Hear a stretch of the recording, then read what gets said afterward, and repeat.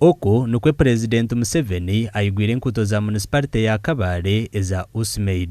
Enkuuto mukaga ezirukwingana kilometers 3 omu rurembo rwa Kabale nizo zikozirwe kandi zirimu rwa Kigonji, Nyerere Road, Nkeita Road, Bank Lane hamwe na Nyerere Avenue aha sente zirukwingana biliyoni 13 n'ekicweka. President abahereze biliyoni 30 okole kuuto ezisigaire kuja mu Kabale mwaza kubasiti mubenye bunyirira.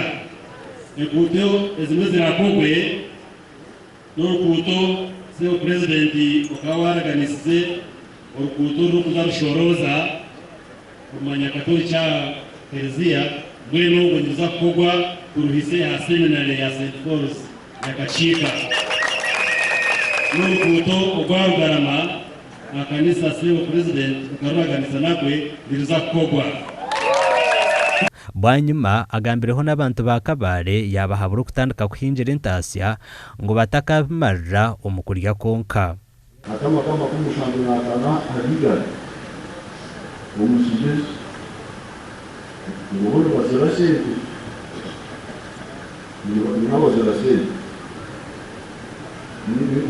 ni musitalizirete ngo ndona aho atamo kuzarase abatonde gutakuganire sente witwe kitiro koreleyo ndona abantu betu abo tino kubashimura family zone tino kureba mugazo korela no korase.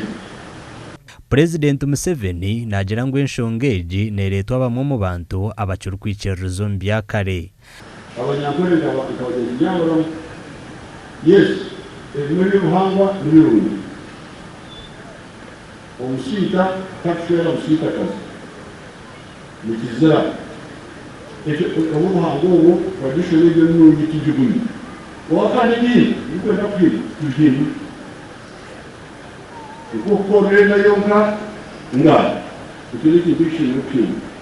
Sentaro bya Mugisha meya wa Kabale ahireyo kwetombwitwa kwe owa Mukuru w'ihanga ahari aba bantu abatarukwenda entunguka abarukuremese mahanda ngo etarabo mu mataka gabo kandi bari na compensation ikabari municipality tutarabasa miliyoni 2 no kwengeraho.